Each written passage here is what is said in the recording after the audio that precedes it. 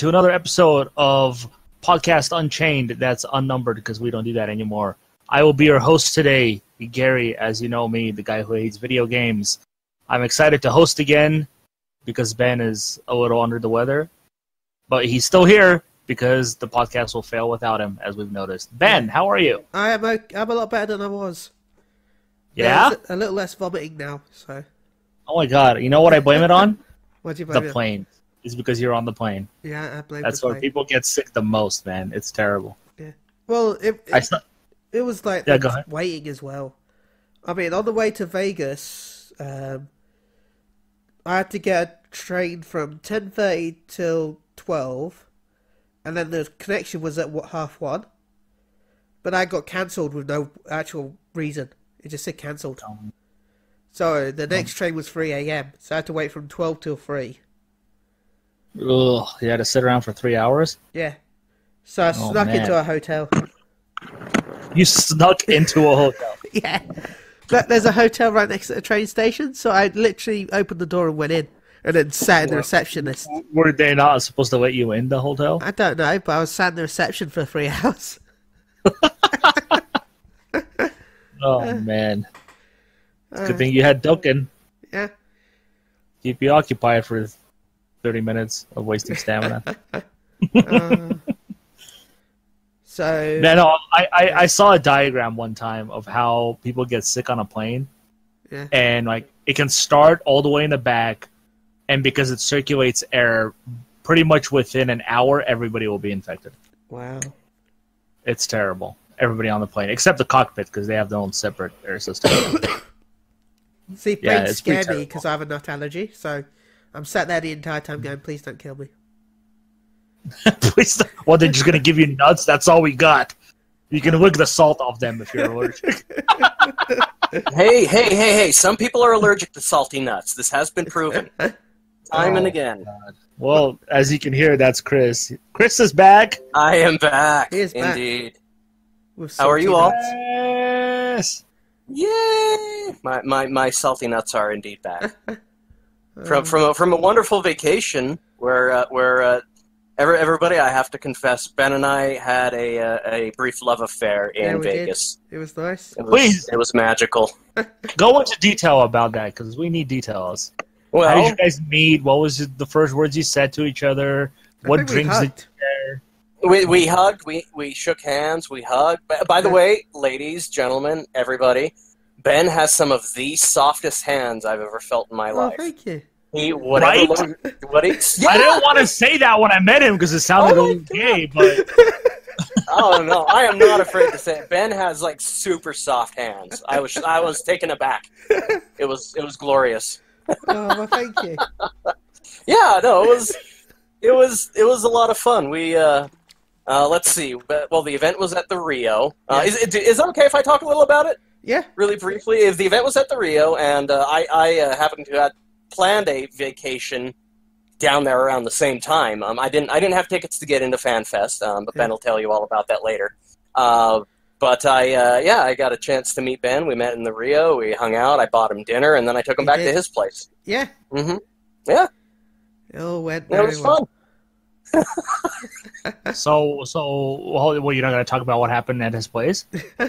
Nothing happened. No, he at left. all. It was like you dropped me off, he left. Is this one of those what happens in Vegas stays in Vegas? What happens in Vegas stays in Vegas. Oh my god! The only thing my favorite part, one of my favorite parts of Vegas has to be Lee's Discount Liquor, because oh my god, he is everywhere, and it's like the biggest meme. I looked on Google. There's like 30 or 40 Lee Discount Liquor stores.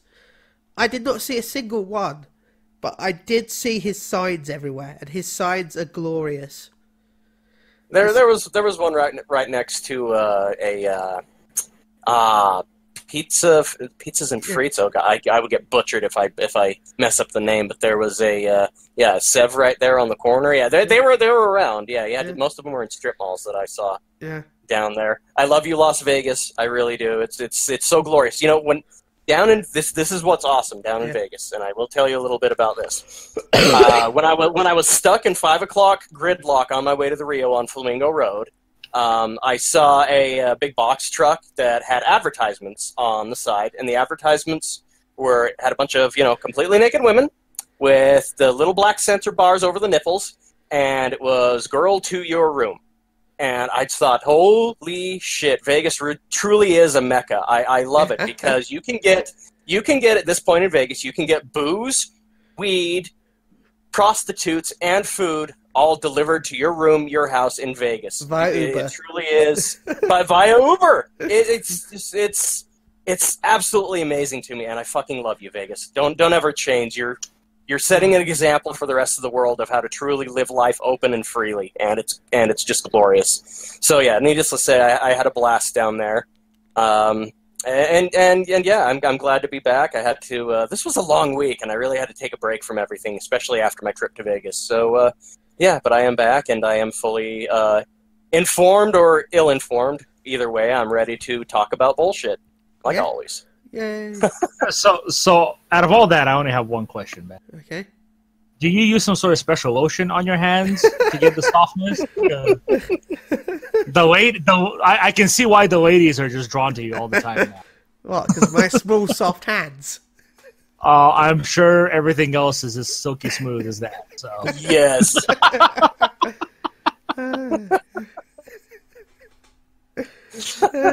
Vegas, baby, that's what happens.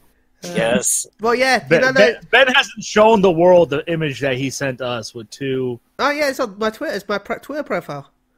Oh, there you go, with two lovely ladies and some creeper dude in the background. Pretty great. The sad part was though the cute ladies. I said I didn't have to pay them. I still did, because but of the hands, man.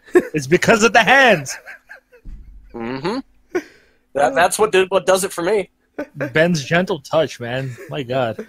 I knew I felt something when I saw Ben for the first time. Now I know what it was. Yep. Because I experienced. See, we can talk about it because I experienced the same thing. It's not just you. It's not just me. It's Ben.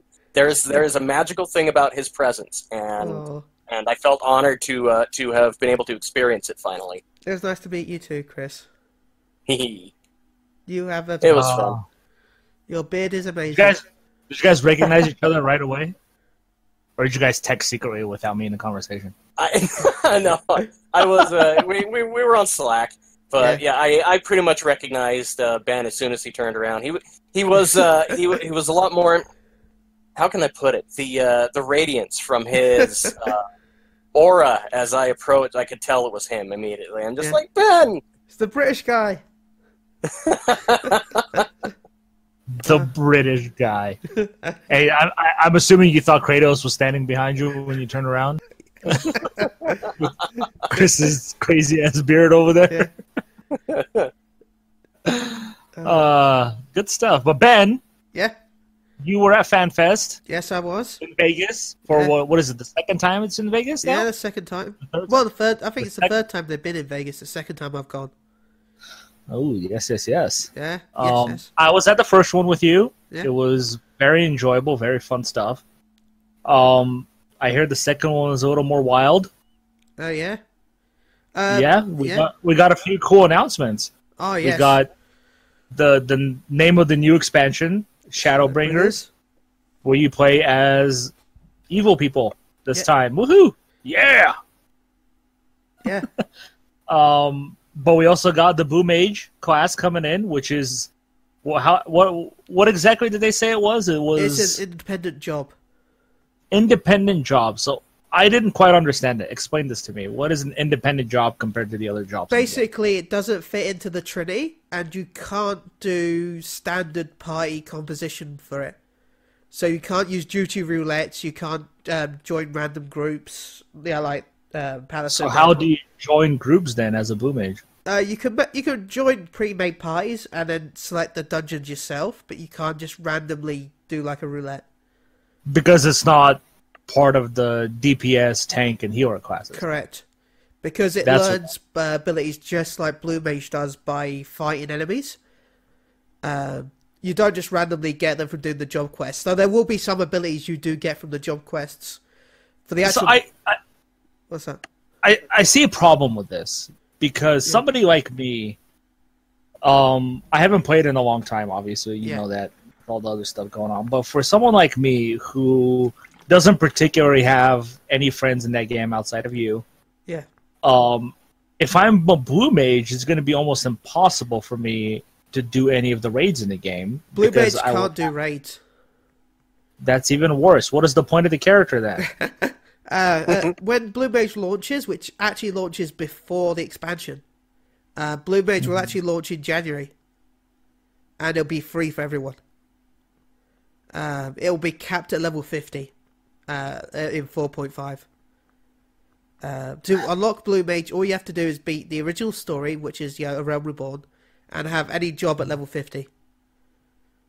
So it just seems pointless then. Yeah. Like, if you can't do any of the end game stuff, then what's the point of having a blue mage? It's just so people can have fun, I guess. You've got, people wanted Blue Mage. It was the only way they could implement it. They even joked, talked about how, like, let's just say they did let it go to endgame raiding, and you join a group that's doing Savage, and they're like, "Oh, do you have bad breath?" And you're like, "No, I haven't learned that ability yet." Then chances are you're going to be kicked from that group, and your experience is going to be ruined. Or say you're invited to this group because you're friends, and you enter the raid, and you use level 5 death and kill everything, and then you beat the raid. I don't know. Like, to me, the blue mage is always a time mage. I think they could have done some time abilities for them. And blue mage is always about monster abilities. Is it? Yeah. Which one was the time mage then? That would be a time mage. But they always wore blue, didn't they? They kind of did, but blue mage was all about learning, like, bomb toss, 1,000 needles, shrine. Remember enemy skill from 7? No, I remember Final Fantasy V, and having the blue mage gave me time abilities. Yeah. Well, blue mage normally has monster abilities. Well, you're both right, but in this case, yes, blue mage is all about monster abilities and learning. They get used on you, and you learn them. Yep. Final Fantasy VI had Gao, which was a different take on the blue mage, where you would any enemies you fought in the world would then appear in the Veld, or any enemies you defeated out in the rest of the world would appear in the Veld, and then you take Gao out there, you have him use his ability to basically run with the herd, and a couple encounters later, you grind there for a little bit, and Gao will come back, and he'll learn all of the abilities that were from the enemies that he left with, and the ones that he comes back with. Christus and that was also from Fantasy 8 also had blue mage spells by using items. Yes, she did. Yeah, so there's always been some sort of iteration of those. Fantasy 9, it was Koana would eat the enemies. Remember? Mm-hmm. Yep. And then Fantasy 10, the Ronso abilities from Kamari. Yes. Yeah. So they've always been there. Pretty much everybody who's been waiting for them, and from my understanding, we've been waiting for it in Fantasy Online. It's just Fantasy 11 also had blue mage, and it's pretty much the same in 11. I don't know. I think they could have simplified it. I think they could have just done it where you get random abilities. Well, not random. You get specific abilities from specific monsters in the game that you can use as the boot. That's it. Well, they didn't want to do that because the purists.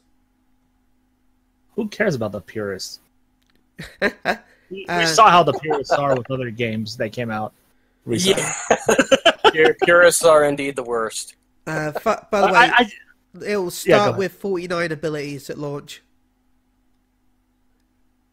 So, you can equip 24, but you can learn 49. It just feels to me like in an MMO where pretty much 90% of all the gameplay comes from end game and what you do at the end game, to have a character that can't function at the end game is kind of pointless. They did say that the level cap will increase with patches, but they didn't say when. So we just know the launch it'll be level 50. So it sounds like an April Fool's character to me.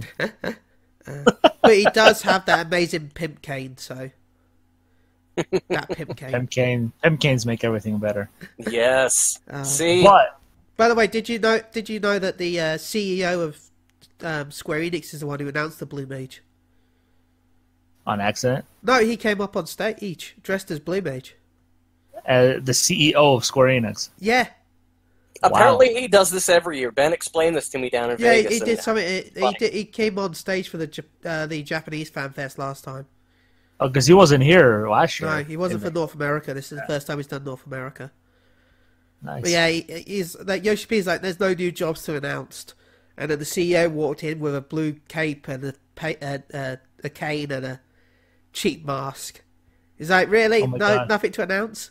So the CEO of Square Enix walked in like a pimp. Yeah. Yes. Yeah. Is that nothing? Really, nothing? New job? No new jobs to announce? And Yoshi's like, no new job. You're like, really, no new job? It's like, no new job, no new job, no new job.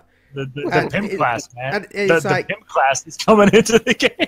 and they're like, no. It's like, okay, then fine. I announced roll trailer, and then they showed the Blue Mage off. Oh my God. That's awesome. I should mention Tim is here. Tim! Yay! Ooh. We love you. Speaking of new jobs and pimps.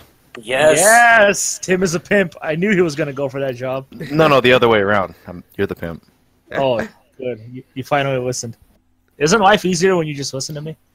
I mean, I guess. Oh no. Hey, In the sense that I'm no longer responsible for my decisions. in a way, Tim got Super Saiyan 4 Goku because of me yesterday, so I feel happy about this. Can I get Gogeta, you bitch? I swear my account's just tagged to never give that card. Yes, I pulled another Gogeta. I now have 4 separate ones plus a rainbow one. Ben gave me the great idea to just rainbow another one and have him different. That's enough joking, though. How are you, Tim? Okay. How about you? It's not the words I wanted to hear. I wanted to hear great, fantastic, joyful. I can lie. No, you can't. I forbid it. Okay. Well, it's good that you're here, man. We're just talking some Final Fantasy 14. Chris, spending the night in Ben's room that he doesn't want to talk about what happened. Missed all Hey, this. I don't kiss and tell. Maybe you should start. I don't think that would be constitute as kissing, though. No, they also say I've got really soft hands, so... Mm. Very soft hands. I felt them. They're delicious. I'm joking. Alrighty. Let's get to some news then, shall we? 1 second, I just want to talk about the new race announced as well. Oh, yeah, go ahead. He came on stage, and he would not show his back of his shirt until like halfway through when he turned around and it's Bugs Bunny riding a motorbike. Nice. So they pretty much confirmed Vera. So Unless it's a crossover with Looney Tunes. the Vera race will be the first. We'll actually see Fran in 4.5. So they said that they were planning to have Balthier, but they scrapped him. Why? They said it didn't really fit the storyline that they're going to be doing. So, but it doesn't. Here's the thing: the world of Final Fantasy 14 is the same world that Final Fantasy 12 is in. Yeah. Why won't you have Balthier in it? The fact that it's taken him this long to introduce the Vera is kind of a slap in the face. I don't know why. We'll find out with the story. But his outfit will actually be equipment in the raid, so you'll be able to get it for your character. So nice. I get not having the actual characters from other Final Fantasies appear as story characters. Yeah. But it's in the same world. You may as well... Well, it's not the same world. It's an area named after it. It's not. You can't have the same name. That's stupid. They're not just going to go in and release freaking Midgar in the game and not have people make the comparison. That's just stupid. Yeah. Can I play as Omega Weapon, please? Thanks. Yeah. I actually beat him this week, O11S. I'm so happy. Oh, never mind. That fight is such a pain in the ass. It's Omega Man weapon, dude. What'd you expect? Starbud and Larbud. Oh, I hate that mechanic so much. But you did it. Yes, for those who don't know, the Viera, is that what they're called? Yeah. Viera. They're the like cat characters from Final Fantasy 12. Bunny. Oh. Yeah. Sure. Bunnies, yes. Oh my god. Yeah. My bad. I make no distinction. I was between the trying two. to appease Chris. I'm sorry. Oh my god, Chris. Oh my god, Chris. I can say because we already got a cat race anyway. So. Mm-hmm. I wish I could be a cat. We have a rat race too. Yeah. Oh my god. The queer. Go on. You're the worst. Alrighty, news time then, yeah? Yay. Alrighty, let's get into the news. Media Molecule posted in their blog that they are still planning to have the Dreams beta at the end of 2018. It is still coming this year, apparently. Like what they the say very by end. I can say what they mean by the end of 2018 is what they mean is the 31st of December. The end of 2018. Yeah, like the very, very end. I believe it. 11:59 p.m. at night. It's live. Yeah, I don't know. Currently, Media Molecule is hosting the Twitter poll that will determine what kind of world, I guess, Kareem will build, and the poll will run until Monday. I believe Kareem is the director of the game. Yeah. Yes, he is the director of the game. I guess he'll build one of these 4 themed worlds: dystopian, alien world, high fantasy, and surrealism. Whatever that is. Ooh, surrealism. What is that? Explain it to us, Tim. It's like hyperbolic reality. Like everything's based in reality, but everything's just unnatural and like over enunciated. Like I think like the screen painted. yeah, Okay. like that. That's a good example. Well, he'll be doing that. They did say the Dreams beta date will not be announced on the stream, but instead They're it'll still just be saying it's announced gonna as released. There's no date. It's just released. whatever world people choose is going to be the world that people will get to play in the beta. So, if you're going to be in a beta, make sure you pick the right world, because you don't want to be stuck with something you hate. High fantasy. Hey, Yes. Whatever gets me stuck in an MC Escher painting, I'll vote for that. So yeah, 2018. We're a little over 30 days left in the year. Do you guys really think it's going to happen? Is there going to be a beta for Dreams at the end of this year? At Christmas time, I can only assume. Yeah, it's possible. I don't know. I mean- Christmas is the worst time for them to do it though, because Everybody's there- going to be playing their new games, man, like Fallout 76. yeah, one of Yes. the best Fallout games ever made. Right, game of the year. 9.5 out of 10 according Hey, to Ashton. I finally installed Fallout 76. I bought it today, Tim. Woo! Yay! We can cross streams now. Come have fun with us. I'm so excited. But yeah, no, not really because of the bigger games. It's because it's a beta. There's chances there's going to be bugs, and if you're going to release it around this time of year when the developers are probably wanting to go on holiday anyway, you know, Developers don't go on holiday. We know this. Come on. I mean they are Right. British developers. Chances are they're I probably mean- going. I want to say this. When I played it during the E3 week, that game, I don't see what you can consider a bug in that game, because to me, a bug would be just a feature of the creation tool and how you design the world. Like when I played along with this other person that played with me, we didn't run into any bugs of what you would consider bugs. Like it's just a seamless, fun game. The only difficult thing was obviously getting used to how the creation tools and the interface works together. Yeah. But like to me, the game just felt done. Like it just felt finished when I played it. Well, that's I good. couldn't imagine what else they can possibly do to add or change anything about it. Apparently NPCs. Oh my god. I'm just telling you what I heard. All people they latch onto one thing and then they just complain about it. Oh, by the way, you remember that Blizzard thing about not having a phone? They took the piss out of that at FanFest as well. Oh my god. They were talking about the law book getting sold out, and Yoshi's like, "But why weren't you why weren't you printing more?" And Koji's like, "I can only be at the office for so many hours. I can't be there all the time." And then he's like, "But don't you have a phone?" Nope. Good stuff. They also made a jab at EverQuest as well. Perfect. Oh, poor EverQuest. Because I was looking forward to that new EverQuest MMO, man. That was one of the really fun. new areas is like a really high. It's like a forest. And I said, "Oh, but if you fall off ours, you don't die." Oh my God. But yeah, we talked about Dreams a little bit last week when we talked about Sony not going to E3 and what they have left for this year. Dreams still doesn't have a release date, which again makes some of us believe that it's going to be a dual release on PS4 and PS5. I don't think it'll be a dual release, but I feel like there will be an upgrade for PS5.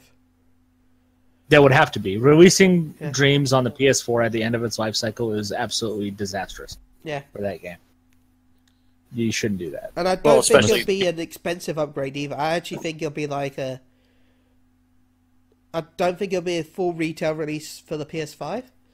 I feel like once the PS4 version comes out in, say, summer next year, so I feel like it's going to be by summer, maybe when the PS5 comes out, maybe for like half the price you upgrade, and then you get like some extra stuff.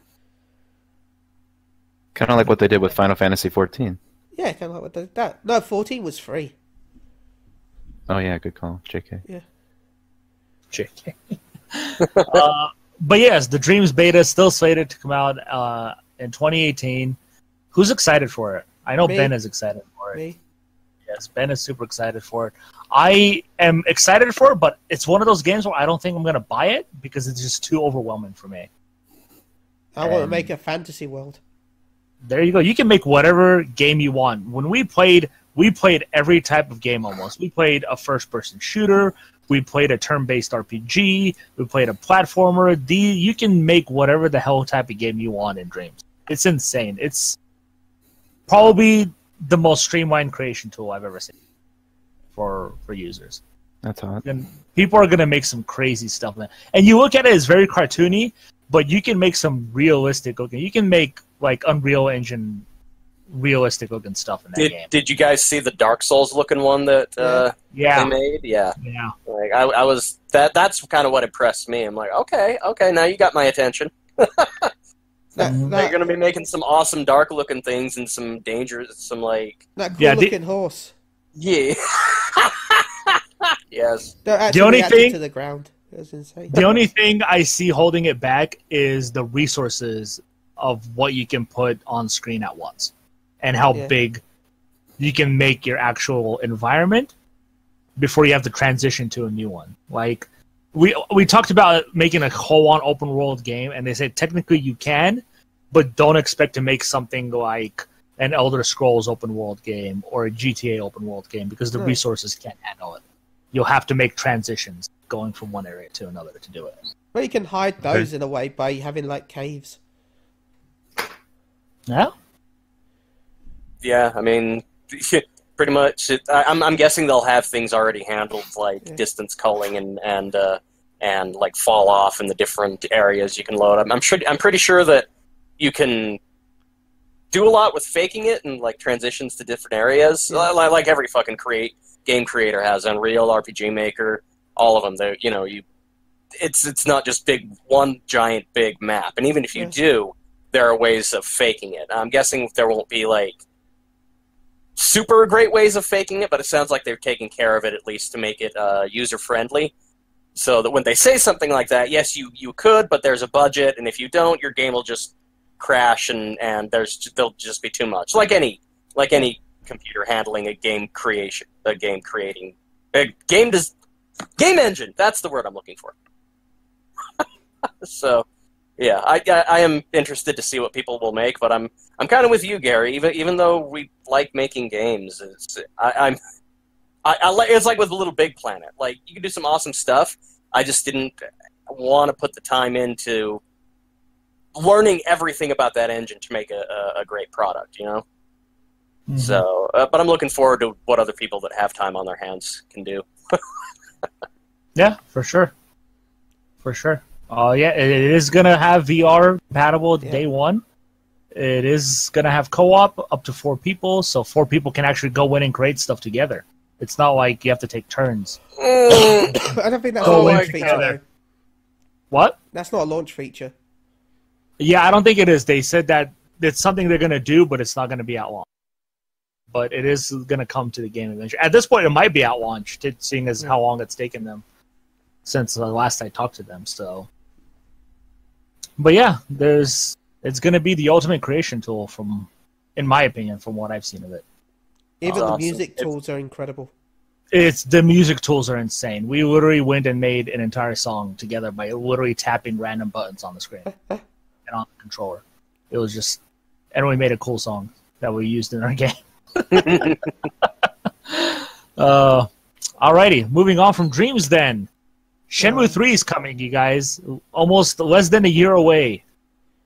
Shenmue 3 is something I know Chris and I have wanted for a very, very long time. Indeed.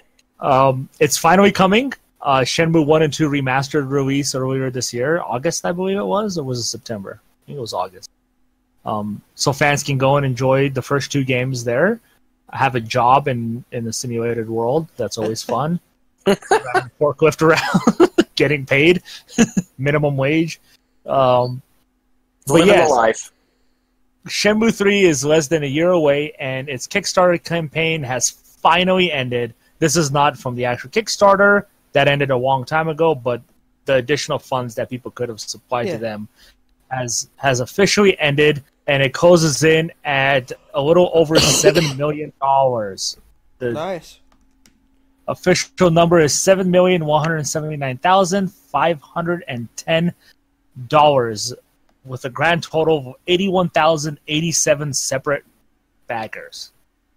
So a little less than 100,000 people back the game. So at least they're going to get 81,000, sales. Yeah. Those people. They already have 81,000 sales.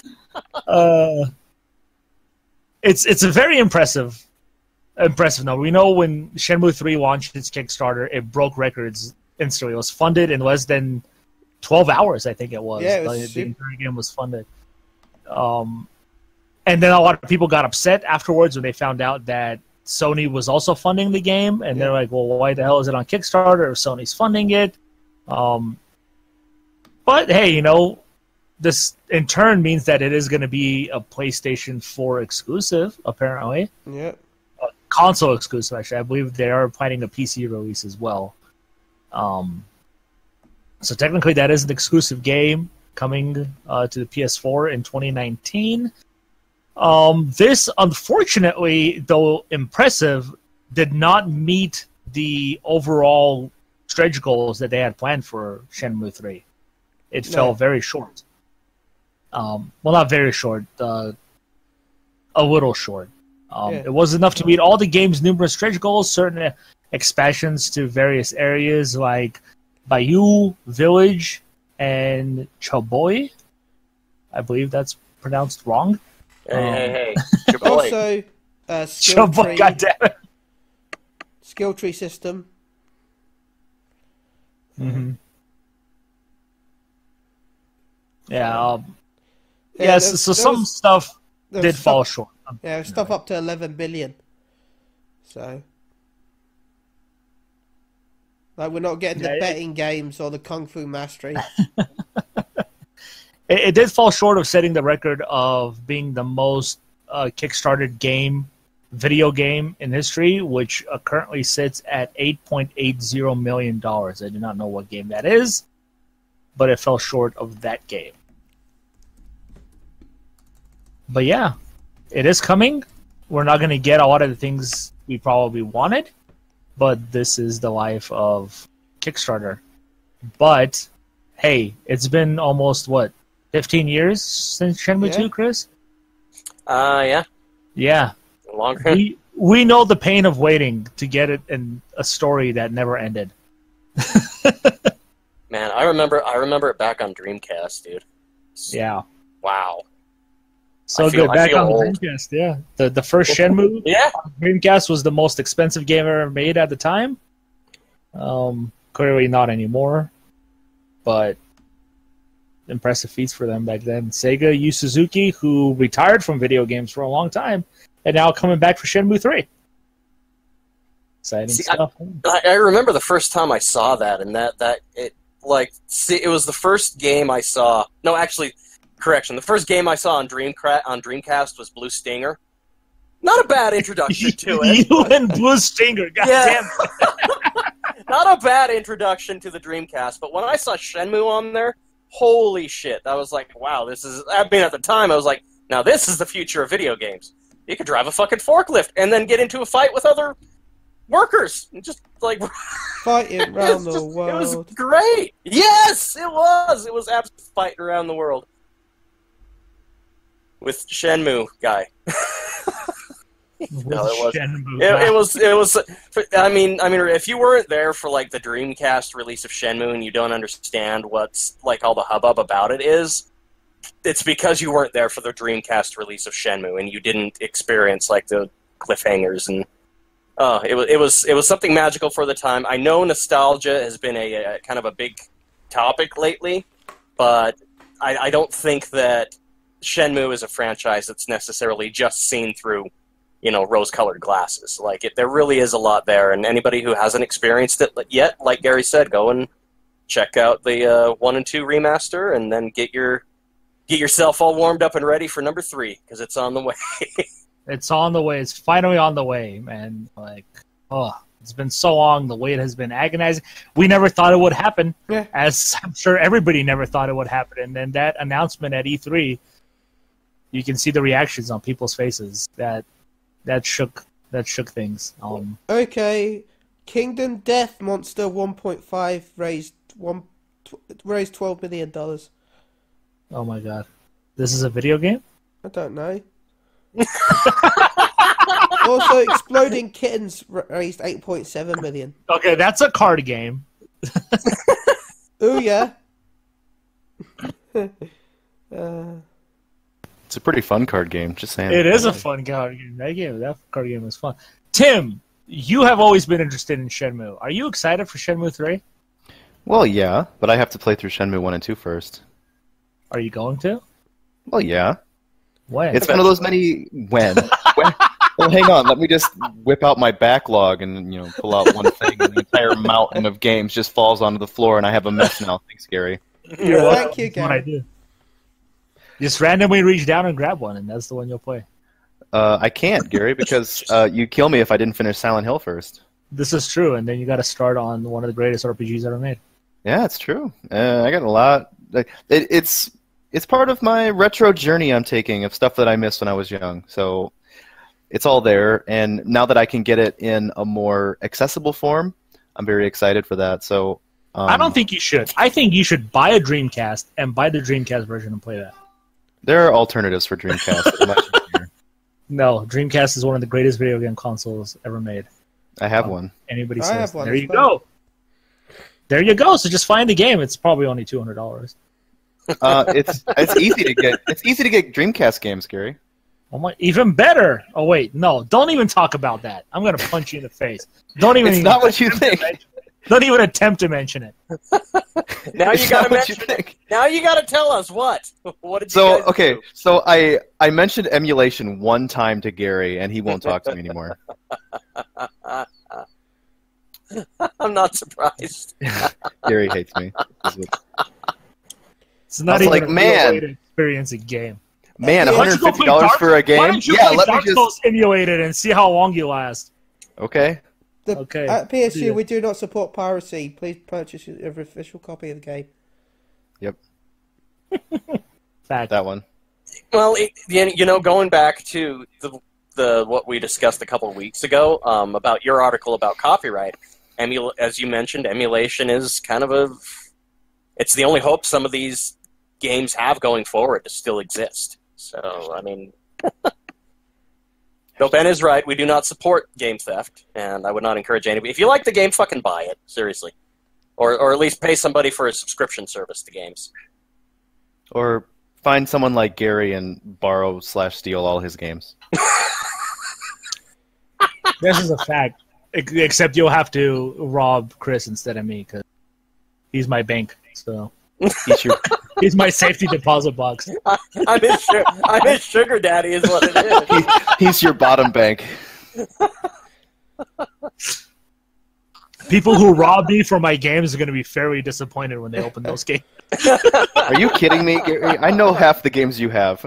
Yep. No one will be disappointed if they find your bedroom. No, that's fine, but they'll just get empty boxes because the games aren't in there. I have them secretly stashed somewhere else. Even your wrapped ones? Oh my god! Those were the easiest to fit. Do you guys do phrasing? People are going to get weird when they steal my Wii U and then realize the controller's unique because you have to use an Ethernet cable to plug it into the console. What? Yeah, because it's a demo unit. So unless you plug the Ethernet cable into the Wii U and then plug a Conkex cable in, it won't boot up. And it shows... How did you get your hands on that? A girl's got to have her secrets. Oh, I've got some demo unit 3DSs as well. I want this in my life. They're designed to have no battery in them, because that way if you try and steal the unit, it just turns itself off. That's hot. Yeah. I want 3 of them. Where'd you get them? I want to buy them. You have 3 of them? Sweet. Yeah. A portable gaming console made importable by not having a battery pack on purpose. Yeah. For display purposes only. Yeah. It's because that way it's to stop stupid people. Because you steal it and then you think, oh my god, I've got a 3DS. Try and turn it on and it won't work. And if you charge it and then unplug it, it won't turn on. Because there's no actual, the circuit is different. So it just needs an Ethernet cable in it? Does it have to be connected to anything? Oh, you're talking about the Wii U? You need to plug the Ethernet cable into the console. Because the console itself and the thing do not have Wi-Fi chips. I want that. Yeah. Really bad. Oh my god. I don't even like the Wii U. You don't like it because it's Nintendo. Oh my god, Gary. I know. I said it. I'm right. Remember that time? Dude, I love the Game Boy Advance. I'm hoping to become my demo unit PS4 soon. So. Do it. Dude, I want your life. Give me your hookups. Okay, I can't tell you where exactly I get them, but yeah. Is there any way that I could just take a trip to Scarborough and then be like, "Hey Ben, hi Ben, this is completely for other reasons. Let's go get some fish and chips and then pick up games." I'll talk about it after the show. Oh my god! All right, moving on. I'm going to Scarborough now. We mentioned Blizzard a while ago, and we're going to mention him again. News broke from Kotaku, I believe it is. Yes, so this comes from Kotaku, and interviews with present and past employees of Blizzard. By the way, one second. Screw Kotaku. Okay. Sorry, but I missed the media interview at FanFest this year because of the LBR stuff. But there was an hour-long media interview with Yoshi P where they had a round table of questions. Mm-hmm. Kotaku spent 10 minutes trying to talk about ERP and brothels. Oh my god. Wasting everyone's time for 10 minutes out of an hour. Wow. Wow. Anyway, sorry. I'll go back to my phone that I have.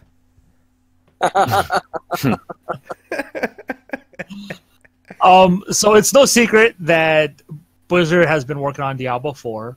They were expecting an announcement at BlizzCon. They didn't get it. They got a mobile game instead. Gross. To fan outrage, as always. Fans not getting what they want, so they lash out. But anyways, we do know Diablo 4 is in development. They've confirmed this. They've said it numerous times. They even told people Diablo 4 wasn't going to be at BlizzCon, but people still believed in their mind that it will be. Well, news now broke that it was not there for specific reasons. And because some of those reasons come from the fact that they changed development of what that game was very late. So they started working on Diablo 4 very close to after development of Diablo 3 ended back in 2012. Diablo 3 is an old game. I can't believe how old it is. And it's still amazing to play. Just released on the Switch. Go buy it because it's amazing on the Switch. Gross. But anyways, Diablo 4 was codenamed Hades, and it was apparently designed in a very different way. It was designed to be a Souls-like title with a third-person perspective and as punishing and difficult as the Souls franchise would have been. Imagine if they would have shown that at BlizzCon. I can't even imagine what would have happened if that's what would have been shown. Crying. I think they would have rioted right there. There would have been a riot.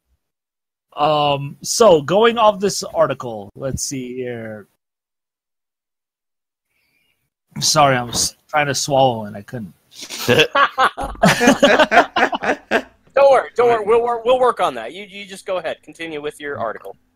Yeah, so in 2016, the perception amongst Blizzard management was that the Project Hades simply wasn't shaping up, which led to the game's cancellation and reallocation of resources. Thus, some of the team were asked to assist with the development of Rise of the Necromancer, which was the character class add-on that was released for Diablo 3. I should also mention that they were planning a second expansion outside of Reaper of Souls. That was canceled as well, so they can work on Diablo 4 instead. Obviously, things changed around there. While others began working on a new game provisionally titled Fenris. Fenris being the current incarnation of Diablo 4, rumored to be making an appearance at this year's BlizzCon. That didn't happen. What's happening now, from what resources are saying, is that according to the people in the know, Fenris aims to recapture the style of the earlier games, particularly Diablo 2, boasting a darker, grittier world absent from the more cartoonish elements of Diablo 3 as a result, and this approach seems to have paid off. People at Blizzard are apparently very high on whatever Project Fenris is. People, of course, are assuming it's Diablo 4, but it's still unknown at this time whether this Diablo 4 Project Fenris is still planning to be a third-person over-the-shoulder title like, Dark Souls was, or if they're going to go back to the traditional isometric view of Diablo 1, 2, and 3. But yeah. I wouldn't mind a different take on Diablo as long as it was still multiplayer. That's kind of the big purpose of it. I don't know. I wouldn't mind. What do you think? I should also mention they are planning whatever Project Fenris is to be a simultaneous release on consoles and PC, which will be a first for the Diablo franchise. Obviously, Diablo always released at least a year earlier on PC and then transferred to consoles after that. I think I would love a third-person Diablo simply for the fact that I love the Diablo world. I think it's brutal, it's visceral. I love the enemy designs. I would love a hack-and-slash title, but I also know that the bad things that will come with it, especially through the fan outrage that will happen. I could see them potentially doing something like they did with Darksiders 2, where, it was over the shoulder, it was a action combat system with the same loot gear and all that. But I think making it a Souls-like game would be a mistake, because that's not really Diablo style.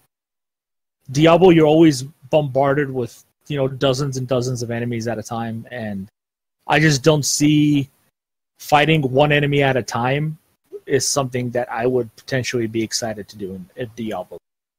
Unless it was a spin-off. I don't think a core title should be that. Personally.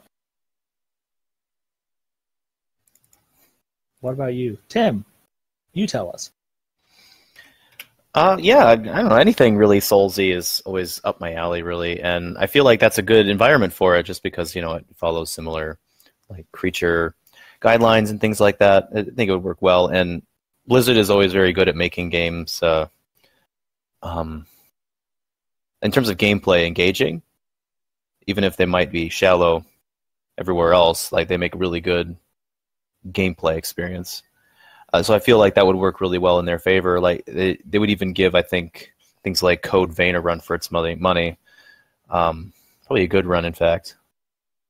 But since it's going in the direction of like Diablo 2, I think I'm more excited about that just because I didn't get a lot of time with Diablo 2, and I've heard mountains and mountains and mountains of praise for how that game was formatted and delivered, so I've always been curious in getting into it. So there are payoffs for both sides, but ultimately I think this is more true to their brand, and I think it works out better. Plus less griping, probably. Yeah, like I said, they're going back to the style of 2, but again, it's not confirmed whether the camera angle is going to be isometric or if it's going to be something completely different. Yeah, no, Diablo 2 was great. I love Diablo 2. I love Diablo 3. The only one I didn't like too much was Diablo 1, and that's because you just went down the hole the entire time with the same environment over and over. That just changed colors. But hey, it was an old game. They're limited to stuff they can do, so it was still groundbreaking at the time. But Ben, you are a huge fan of Diablo. Well, what is your take on it? No, I'm not. What do you mean you love Diablo 3? I love Diablo 3, but... Okay. I never played the first 2, and from what I heard, they're a lot... Yeah. But yeah, I'm looking forward to it. I hope it's not Dark Soulsy. That doesn't sound fun to me. Oh. So... Yeah, I hope they announce Diablo 4, but I hope they don't screw it up. And I'm worried about that. Also, don't include loot boxes. Don't include loot boxes. Also, Seasonal. You know they will. You know they will. Also, Overwatch seasonal loot boxes. Also, no real money auction house again. Remember, you screwed that up the last time. They screwed that up big time. That's why they removed it completely. Yeah. It was one of the benefits of releasing on PC before console, is they saw what was working, what wasn't, and they completely got rid of it. And we got a phenomenal port to consoles of Diablo 3 because of that. Yep. So I don't know if doing a simultaneous release is particularly good, especially with the PC Master Race fanboys just going insane if anything comes to console that they deem belongs to them. Chris. Yeah. Fandoms are just the fucking worst, aren't they? They really are. It's just if you're at this point, if you're a company, you have to actually go back to old school. How can I put it? Old school thought process of like as like business owners. The customer is always right. And that means that if they want something, you give it to them, but don't give them exactly what they like. You got to make it your own and make it something that you would enjoy playing. But that's how you give the fans what they want. At least my opinion, my limited business experience. I just and to your point, in doing all this, like I absolutely love Diablo 2. I actually played that before I played the first one. Didn't play the first one much longer. Because Diablo 2 was just such a huge improvement over everything. Yeah, exactly. But you had more locales. I mean, God, I'll never forget like the desert level in Diablo. Out of nowhere, all of a sudden, I'm in the middle of a fucking desert. Like, wow, this is refreshing. Don't forget the PvP. Yep. Necromancer. The Necromancer was unbeatable in PvP. Yeah. Well, yeah. Even and then we had the expansion with the Druid and the Assassin, which was fucking awesome. Diablo 2 also did. It was my first introduction to it.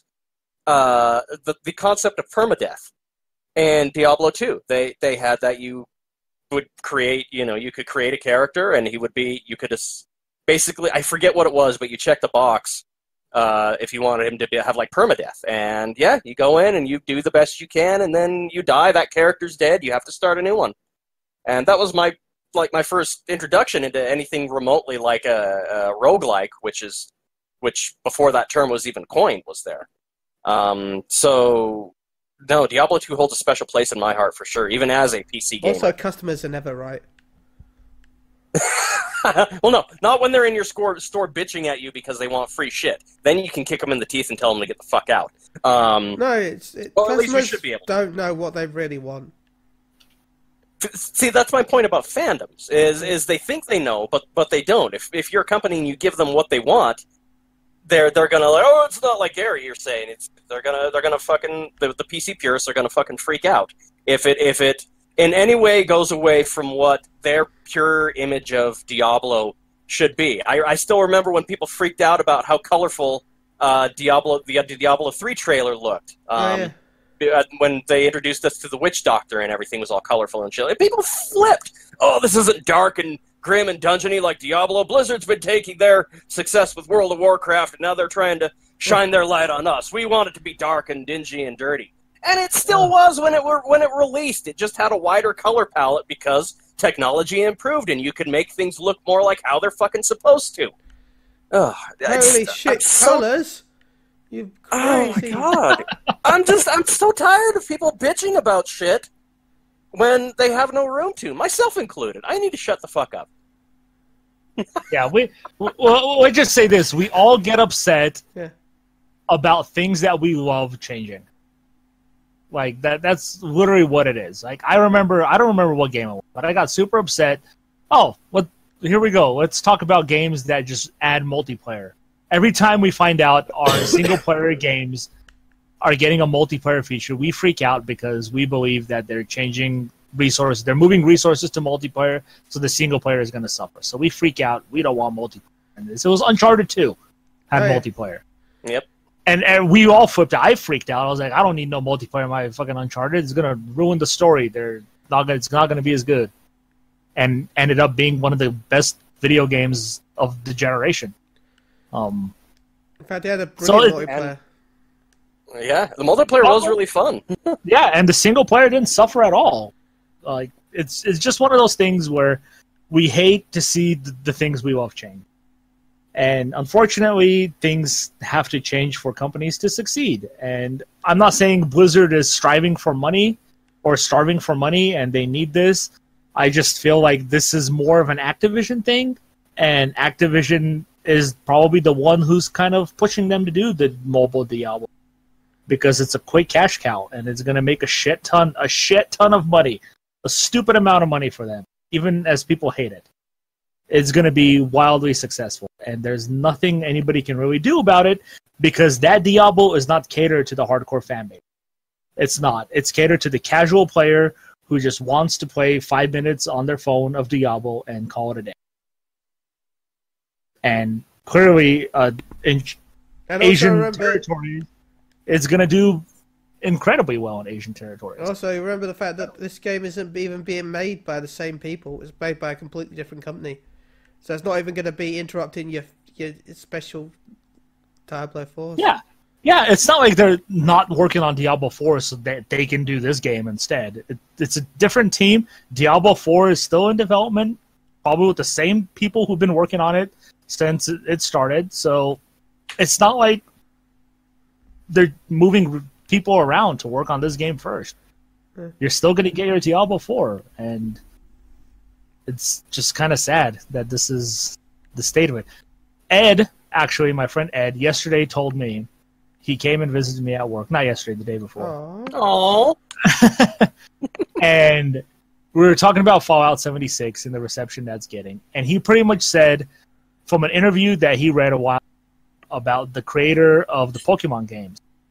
And I guess the creator of Pokemon games pretty much said that if we listened to what the fans wanted us to do, we would have probably the absolute worst video game ever made. Mm-hmm. And I 100% agree with him. Because, yeah, sometimes listening to your fans is a good thing. You see what they want, what they don't want. But when you specifically make a game that they want, it's never going to change. It's going to be the exact same game over and over and over again. And it's probably going to turn into crap. Yep. And sometimes you just got to go with your better judgment. You have to move with the times. You can't just stay stuck in the past. That's what hurts games. That's what caused core entertainment to go under. The original creators of Tomb Raider. They tried to stick to what Tomb Raider was, and we got Angel of Darkness. As they went under. You just got to move. You got to move forward. You got to see what's working at the time and what isn't. Assassin's Creed is a perfect example. The old formula wasn't working anymore. What did they do? They changed it. They made it more of an RPG. They kept a lot of the elements the same. The climbing is still there. A lot of the core Assassin's Creed elements are there. But obviously, introducing a lot of the RPG elements tremendously helped that franchise. Tim, you can even talk about because you finished Odyssey. Oh my god! And you even finished Origins. How big of an improvement was it? Like they still kept a lot of the same things, but they improved it to make it more like what people would enjoy today. In my opinion.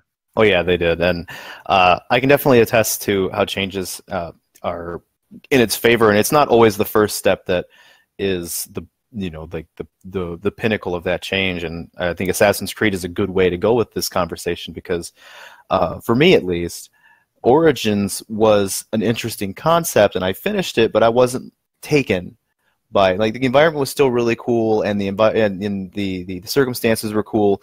I just wasn't as taken. It still had a lot of growing pains with this new direction, but it hit a stride, a fast one, like a bolt speed stride with Odyssey.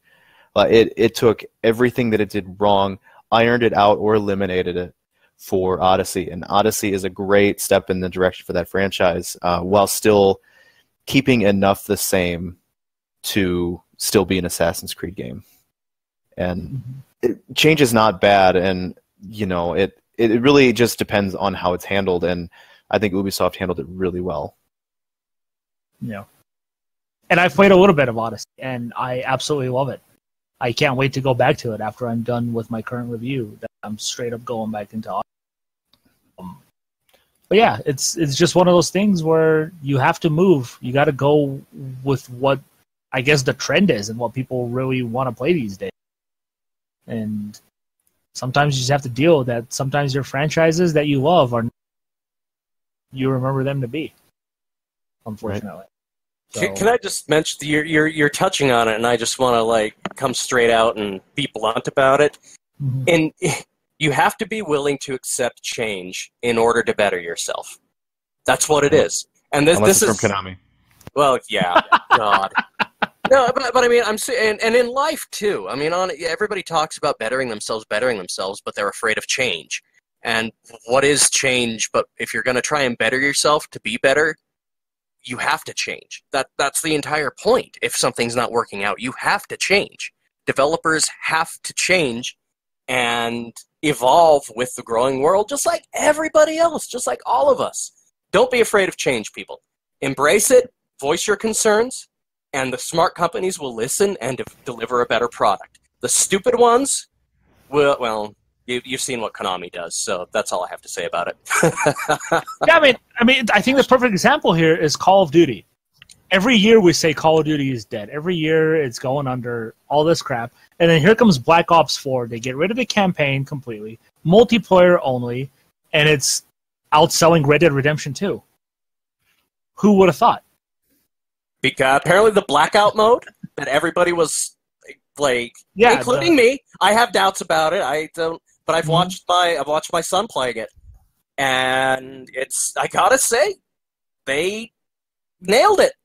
It's a fun game to play, at least from what I've seen. And like you said, the sales are kind of backing it up. Like they took a chance, they jumped in on the Battle Royale train, and it's working.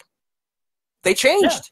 Yeah, so, everybody just keeps saying, "Oh, it's dead," is it? And it's clear that at this point, and I see it now with everything, and I can pretty much guarantee it that this is how it's going to go for a very long time. Is that it's always the minority. It's always the people who want things to stay the same, who want Modern Warfare 2. They want every game in Call of Duty to be like Modern Warfare 2. and it's not going to. Like, I love Titanfall 2. Yes. You know I love Titanfall 2. I am not expecting Titanfall 3 to be as good as Titanfall 2. That's just my expectation. I hope it is. I hope it's as good, if not even better. But now that they're owned by EA, I feel like it's going to hurt them. I still think that's so weird. So weird that you, like all of these companies that are now like have switched, you know, from Activision to EA, back to Activision, or from EA and blah, blah, blah. I just, what? You escape that only to go back to it with a different company? Are they really offering you a better deal? Or are we going to get the exact, are you going to be, as a company, treated the exact same way that you were treated before, but this time by a different company? I don't know. I just wanted to interject that. I think it's weird, but have a little faith and let the companies know and stick with. I do have faith. I'm excited for Titanfall 3. I am. I'm excited because I love to. I didn't care for the first one. You know, I didn't care for the first one. Oh yeah, none of us did. 2 was phenomenal. Yeah, and I am excited for 3 because they clearly changed things around. But you just never know. You got to know that things might change. They might add loot boxes. They might add this and this. It might be more like Battlefront 2 this time, where they just poop on you until you go play 190 hours of the game to unlock a character. I don't know. We'll see.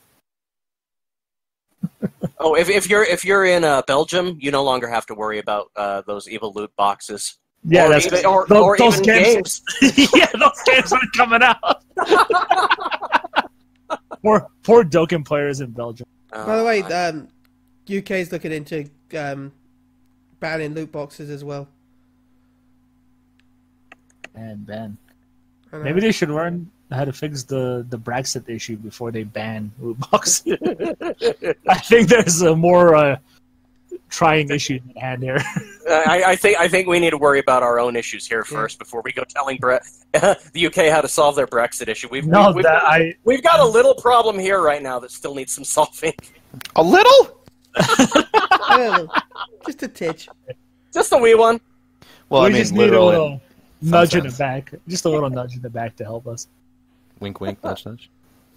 But yes, Diablo 4 is coming, so stop crying. It's going to come. I know it's been a very long time.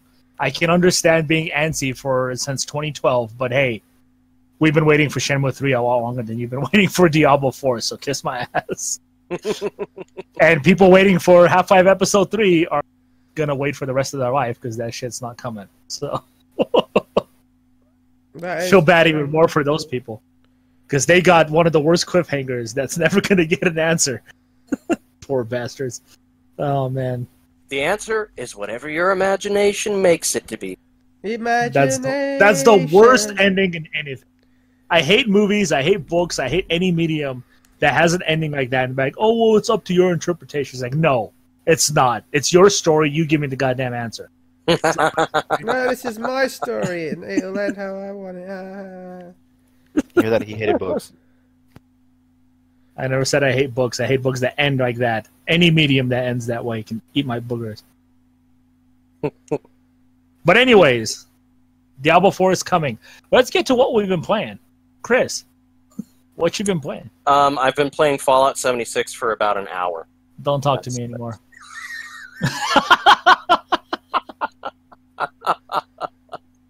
I'm just kidding. No, really. I haven't been able to get to much else lately.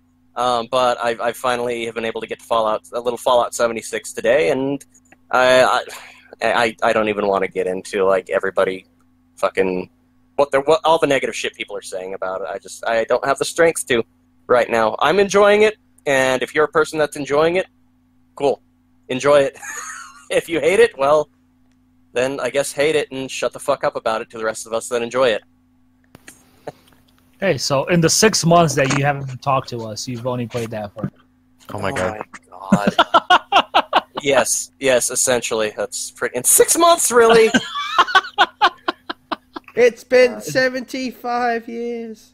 It's been 1 week. 1 week since you looked at me. Oh my god, I hate all of you. I hate all of you so much. Yeah. What have you been playing, Gary? Oh man, what have I been playing? Is it my turn? Okay, we'll get to my turn. Skin flute. My skin flute. He can play the skin flute. Skin flute. I hate you. Well, outside of having Tim abandon me in Fallout 76 to go exploring. Oh my god, wow, bringing up old shit. I heard no denial there.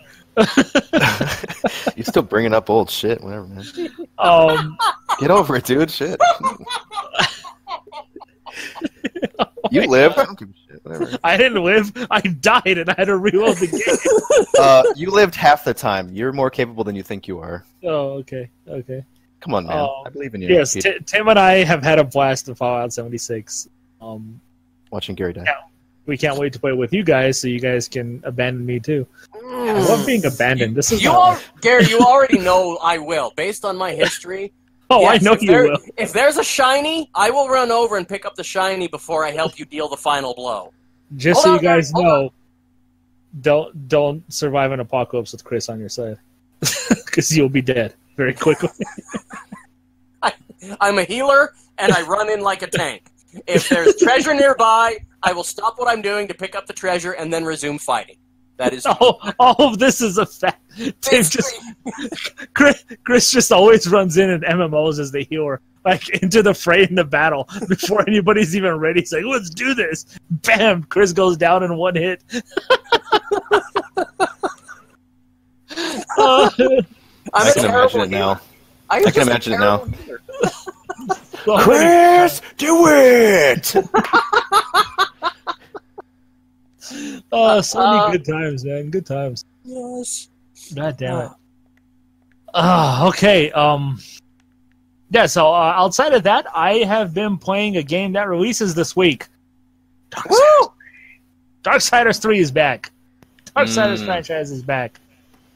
I've been waiting six years. It's been 6 years since Darksiders 2 came out.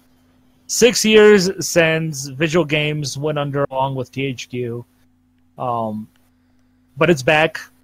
Darksiders franchise is back. I very much enjoyed Darksiders 3. Tim has also been playing it with me. Through all the anger and rage and arguments we've had, I think we've come to the same conclusion on the score. This is what I like about talking with you, Gary. We can be angry, you can be happy, but we always come out at the end. Mm-hmm. I like that. I appreciate that a lot. Even though you spend a lot of time, you're like, man, it's always with the anger. You always hate everything I like. Well, well, that is a fact. We're not going to get into that right now. So okay, tell me this, Gary, because so you introduced me to Darksiders, and actually it was a toss-up between Bayonetta and Darksiders. You went with Darksiders, I went with Bayonetta. I came around to Darksiders, and I absolutely fucking love them both. And then again, when Darksiders 2 came out, you more or less like, hey, Darksiders 2's out, you gotta play it. I'm like, yes. And you allowed me to borrow your copy of that and play it, and again, thank you. So now I'm looking forward to, like you, Darksiders 3. Has it lived up to your expectations, what my expectations are of what I want in a Darksiders sequel in a game? Like, I'm really curious. I'm looking forward to your review. But tell me a little about it. How are you and Tim feeling? I want to hear this. So, as far as the expectations go, it has blown past my expectations. Yay! My expectations were low because it wasn't Visual Games working on the game.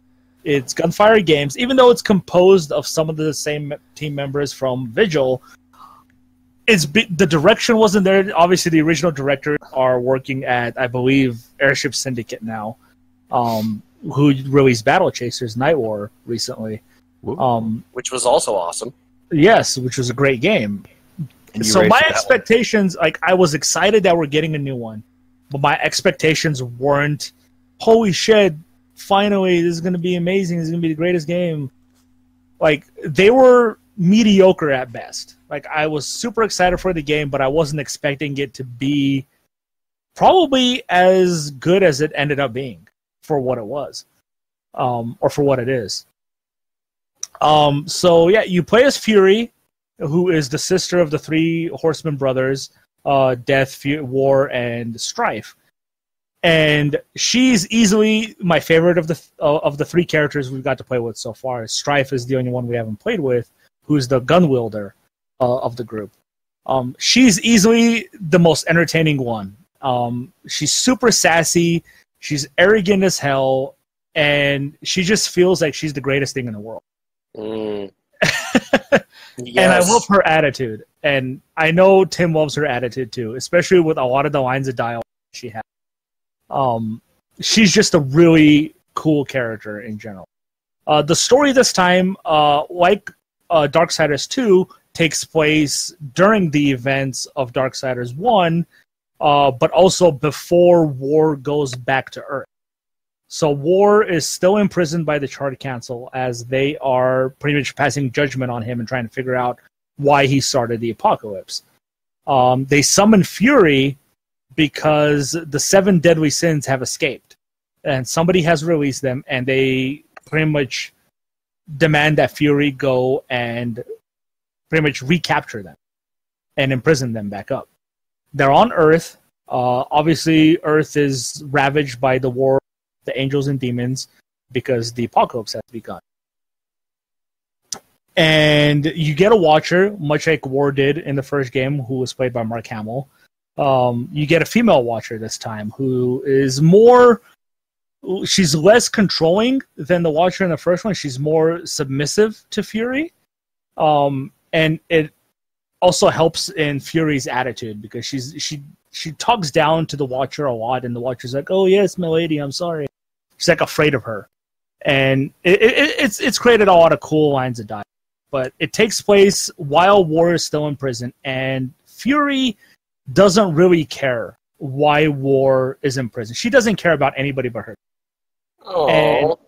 And her request to the Charter Council is, once she imprisons all the 7 deadly sins, that she be made the leader of the 4 horsemen, and her official title would be the best of the 4. And she's going to be their leader. Wow. Yeah. Such arrogance. Yeah, that's essentially her demands to the Charter Council.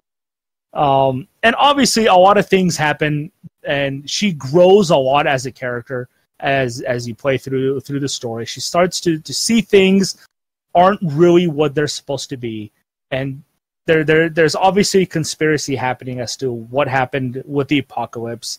Obviously, from you and I, we played 1 and 2, and particularly 1. I don't really want to talk too much about 2 because Tim hasn't played it, but we know that... Yeah, thank you.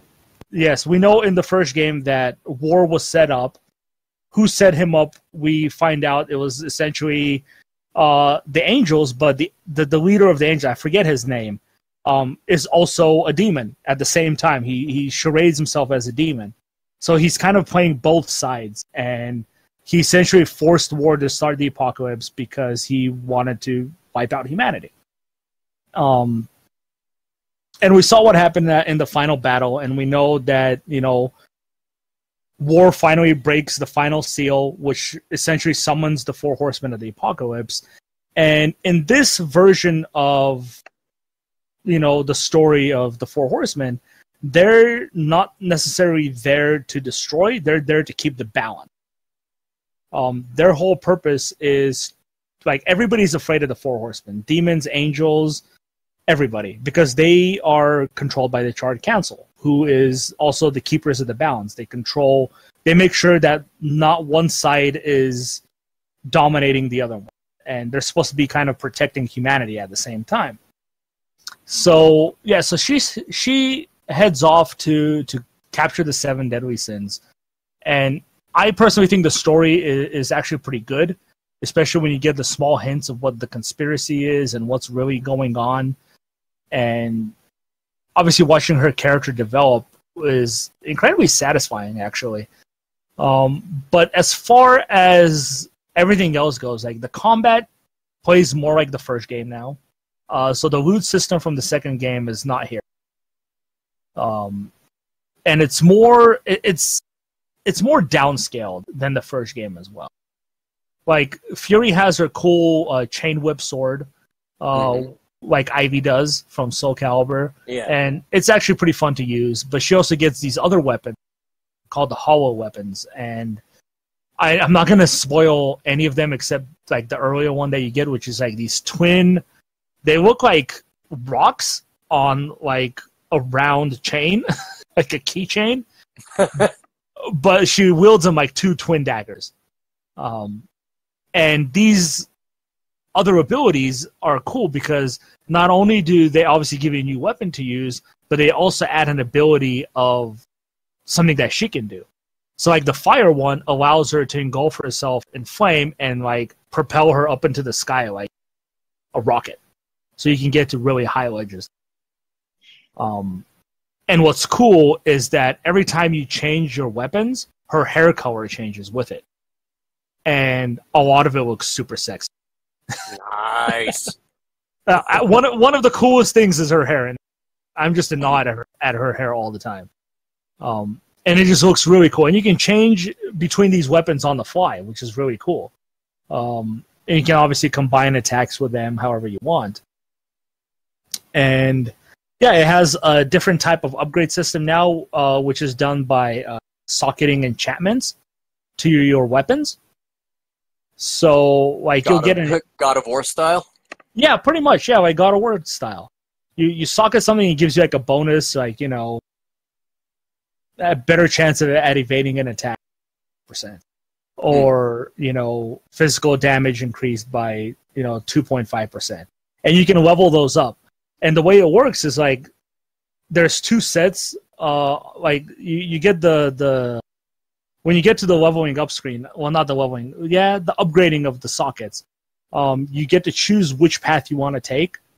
So you can take the top path, which will increase one stat of the socket, or you can take the bottom path, which will increase a different stat of the socket. But once you pick one path, you can't pick the top one anymore if you choose the bottom. So you're stuck to the path you choose. That's usually a bad thing, though, right? Yeah, up until once you get the final socket, then it unlocks all of it. So essentially, it works in a way like you have to pick what you think you want to do now, rather than, I'm gonna, get this and this. Because what I've learned is that you can't actually upgrade everything in the game. You literally can't. I've tried it. Oh. Well, I wouldn't say you can't. I'll say it's going to take you an incredibly long time and a lot to do so. But you still get everything. It's just you have to pick and choose what you want at that particular moment. And there aren't too many enhancements that you can get, but there are a lot of hidden ones. Some of them are kind of hard to find. Some of them are really good. Some of them are just kind of okay, so you're kind of just picking and choosing which ones you want to equip to which weapon as well. But yeah, it's got that Metroidvania-style exploration, which is incredibly satisfying. You'll see paths that you can't access until very, very late into the game when you get a specific ability. Exploration is a blast, I think. I think Tim kind of is enjoying it as well now. Tim? Oh yeah, it took me a little while to kind of come around to it, but that probably has something to do with the fact that I started on apocalyptic difficulty. But yes, Tim started on the hardest difficulty, so he hated everything in the game. But not everything. I like dude. I praised a lot of things, but I also complained about a lot of things. So eat my boogers. That's true. But what hurts it the most when it comes to exploration is the lack of a map. And there is no map in the game, and it absolutely murders me to my core to try and remember every area that I saw something that I couldn't access. And it happened yesterday, in particular. When I spent probably 2 hours trying to find a way into this room that I could see, but I just don't know how to get inside it. And I spent 2 hours trying to figure out how to get in there. But I did it. I finally figured it out. And I was happy, and then the game crashed right as I found a way in. And then I was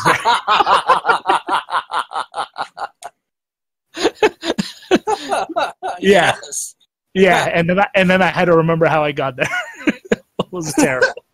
The rage was real, man. But yeah, like there's still a lot of cool things in it. You still get to explore a lot of cool environments. There's the ugly, terrible sewer subway area that you would expect. There's nice cityscapes that you can explore. There's a cool dock area that's just flooded with poisonous water and shit like that. Some really cool places to visit. The enemy designs, once again, is really good. I really enjoy the enemy designs. The bosses, I think, have very great design to them as well. The Seven Sins look really cool. Their personality is perfectly designed to mimic what their sin is as well, which is really cool. Is the Sin of Wrath a little blonde guy that counters all your attacks back at you? You bitch. Can the Sin of Greed die, or does he just keep coming back to life? I'm curious about any particular similarities here to something else. No, they aren't there. Though I believe it was Greed that gave Tim the hardest time in the game. Yeah, Greed was fun. He threw bathtubs at Tim, and he didn't like it very much.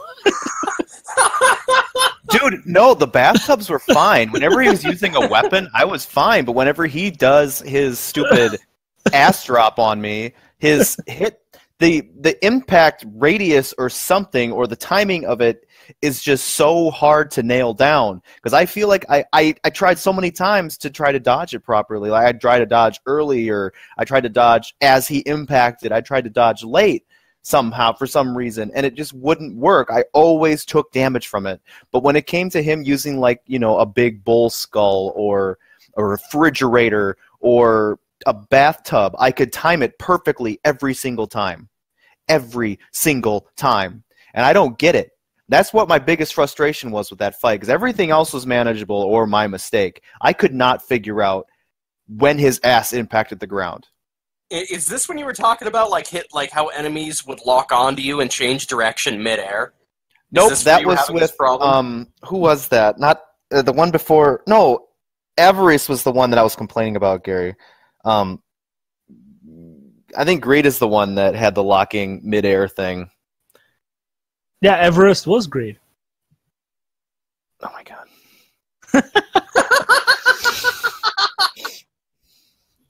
I think you're thinking of a regular enemy, those ones that jump in the air to do like a slash attack in the subway system. Anyways, I don't know which enemy you're talking about, me, but but yeah, no, it's if you're looking forward to Darksiders 3, continue to look forward to it, because it is a good game for the franchise, and it does bring a lot of hope that the franchise is alive and well. I hope it sells well enough for them to do a fourth game, to give us, you know, the final story of the fourth horseman, the Strife, who I've been very curious about for a very long time, because he just looks really cool from all the concept art we've seen. He's got the dual pistols, which is really cool. I want to, you know, go Devil May Cry in this game finally. You mean DMC, right? Yeah, DMC. Yeah. And so I hope this one does well enough for them to see that the franchise is still wow. The franchise has never been, like, you know, the greatest seller ever, and throughout the years it's been a very 8.5 type of a game for pretty much all of them, and it's not really changing much here. I did say earlier that I feel like this game feels and plays more like it should have been the first game, because it feels more like a mechanics-wise, a lot of stuff is missing that was done in the first game. I'm not even going to talk about all the stuff they did in the second game, because loot system and the open world exploration in that game, 2 just did a lot of crazy shit. Because still enjoyable. Still enjoyable. 2 was its own beast, and I still really liked it. Yeah, definitely. And but it's definitely more like the first game. So if you love the first game, you didn't really much like the second game, you'll probably get more enjoyment out of 3. It does play more like Darksiders 1, where it doesn't have that loot system. You still collect souls. You visit Volgrim, change those souls to level up your character, which will give you attribute points. Or you can use those souls to buy items, and like healing shards, Wrath shards, which will increase your, transformation ability that Fury has. There's just a lot of stuff. I'm so happy that you just confirmed that Bulgrim's back. Yeah. Yeah, I mean, like I said, it takes place while war is still captured, so there's a lot of interesting surprises you'll get in this game. I don't know if I should mention one of them. It happens early on, so I don't think it'll be a big problem. Yeah, I'll leave it for you guys. But they've already confirmed that Ulthane is in the game, so I can't say that because he's been in the trailer. So he is there. He is the guy who upgrades your skills and your equipment and your weapons. But yeah, there's a lot of stuff to find. There's a lot of crafting materials you have to collect in order to upgrade your weapons. It has a very Souls-like demeanor in a way where you collect those like shards. You know how in Souls you find like a cluster of souls from a dead body and you can break it and you get like 1,000 souls or something? Yeah, you find a crap ton of those in this game, and you can break those to get a whole bunch of souls to give to Vulgrim to level up by crafting materials from. What's the other thing? Shit. When you die is interesting because when you die, you lose all the souls you had collected. So then you have to go back to where you died, and there's like a flying ghost thing. You got to hit it, and you get all your souls back. What's different between Dark Souls and this, though, is that even if you die before you get to your souls, they're still going to be there. The only time you lose them is if you decide to buy something from Vulgrim before you collect your soul. Then it, I believe, disappears from what I've noticed. But yeah, if you still want those 30,000 souls you got, then you know where they are. They're always going to be there unless you visit Vulgrim and buy before you collect. Sounds like Dark Souls Light. Yeah, I would say so. I should say this game is hard. This game is very hard. Obviously, Tim started on Apocalyptic difficulty, which is the hardest. I started on normal, and I felt even on normal, the game was very challenging. I died a lot, especially early on. It's not until when I finally learned how the timing of the dodges work that everything became a lot easier. Like, I finished the game last night, and the final two bosses were very easy compared to the early. And that's probably because I finally learned how to time my dodges with attack. But through and through, the game is difficult. Even on normal difficulty, the game is. You will be infuriated by some enemies who will just attack very, very cheaply. There are huge difficulty spikes where you'll be, oh shit, look at these easy dudes. I'm just one-shotting them, and then all of a sudden you get to a room and everything kills you in 2 hits, and you're like, what the hell just happened? How did this happen? So it does have problems like that. The camera system can be bothersome sometimes, especially if you walk on and you run close to a wall. The camera just zooms in and you can't see anything, which I hate. I don't know why they just don't let you go through the fucking wall to see shit. I don't get it. But yeah, I have run into some problems. There's some audio issues. Lose sound completely, and I got to restart the game. Obviously, there's some crashes that have happened to me from various reasons. There's some parts where they try to make the game as seamless as possible.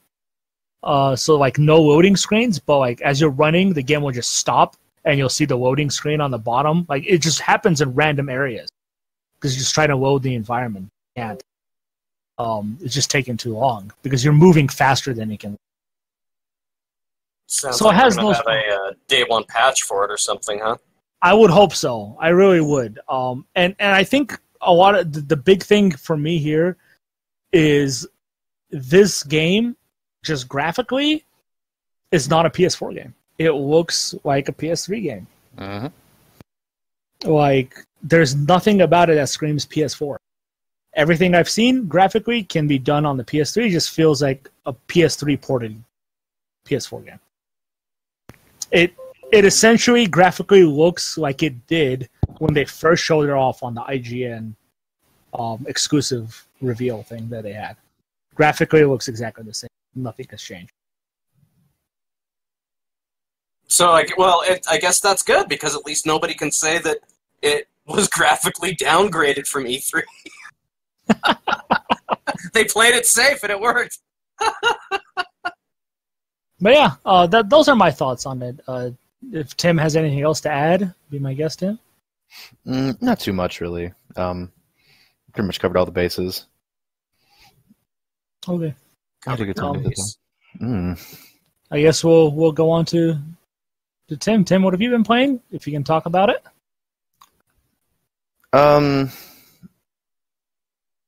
Can I? I don't know. I've obviously been playing Fallout with you. I've been playing quite a bit actually of Darksiders. Some Silent Hill, old stuff, just because I like it. And I don't know. A little bit of this, a little bit of that. Nothing like... I don't know. My gaming regimen lately has been very, patchy. So I'm kind of all over the place. At least you've been playing something. Ooh, sick burn. Besides docking. Yeah, barely. Granny, I can't rip sick clouds, though. No, indeed you can't. Chunky cumulonimbus. Wow. All right. How did you know that's what I called my penis? It's degrading now. It's definitely... Ben! Yeah? I thought Any vaping you was been bad. playing? Not really. Full Fantasy 14, and right now, as we're talking Fallout. I can't believe you started playing again. Gosh. I just found a bobblehead actually in a farm. Oh, yeah. Bobbleheads. Alrighty, well, I guess that's it. That is the show. Shoutouts. Let's start with Ben this time. Ben never starts with shoutouts. Shoutouts, Ben. Shout out to twitch.tv/Maelstrom Radio. I stayed with them in Vegas with the amazing Anonymous, Emmy, and the Crucible. So that was fun at an Airbnb. We celebrated Thanksgiving while we were there. So. Oh, snap! Shout out to Square Enix for giving me press pass to FanFest. A shout out to twitch.tv/PhoenixDown Radio. A shout out to Checkpoint, aka Limit Break Radio, that allowed me to do that live broadcast on Twitch. A shout out to Shields I Tank, twitch.tv/Shields I Tank. Yeah, thank you. Awesome. Where can they reach you? You can reach me at mgr_chili on Twitter. Oh, snap! Chris! Shout out first and foremost to Ben, right back at you. It was a pleasure to get to meet the man, the myth, the legend in person. Had a lot of fun. Hope we can all get together sometime soon, maybe next year. Hope it wasn't too disappointing in real life.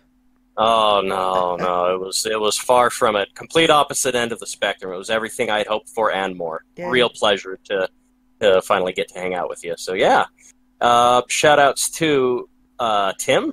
It's wonderful to speak with you again. I've missed you, my sexy beast. Gary, same to you as well, my wonderful Russian bear. And to friends, fans, family, all the listeners who still listen, even though I prattle on needlessly and sometimes vulgarly. So yeah, if you want to reach me at all, I can be reached at Twitter, and that's at Devangel, DEVANGIEL. Alrighty, and Timothy. Shout out to you guys, of course. Specifically, I'd like to shout out Chris for meeting Ben first. I hate you so much.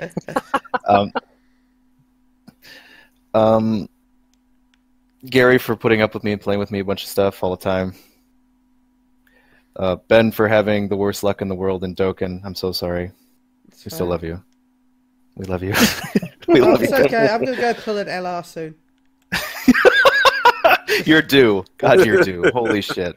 I won't be able to pull the leader to run the LR with, but you know. Yeah, well, you got to start somewhere, I guess. Thanks, Dokkan. Thanks. It's like, okay, right. Legends. There's the new tickets where it's got a 30% chance of one of the 3 units right? 60% altogether.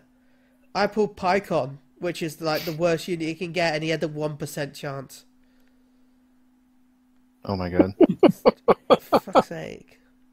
Your luck is so bad that it's like Yeah. gone down underneath, through, come out on the other side, and you're like getting the worst impossible shit. Yeah. But you still have Final Fantasy 14. I do indeed.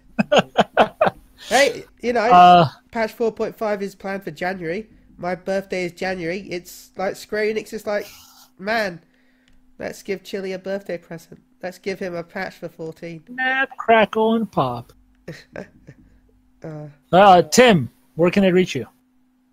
Anywhere, really, under the name Tim Borelli. Anywhere. That's He prefers reach arounds, just so you know. It's one of many things. Well, you can reach me at Gagwaush, that's G-A-G-L-A-U-H, on Twitter and Instagram if you want to follow my random pictures. Shout out to you guys, of course. Ben, shout out to you for letting me host today. I always have fun hosting. Hope you're feeling much, much better than you did in a week. Shout out to my boy Ed, and Time Falls, the best shooter of the generation. That's it. That's everybody. That's all of us. That's the show. Yay. Unchained is wrapped. I will let's see, Chris, last words. Finish the show. Now, go. I am just stuffed so full. Happy Thanksgiving, everybody. Hot. I should have cut it stuff so full. Anyway, That would have been sexual. let's wrap it up. Bye.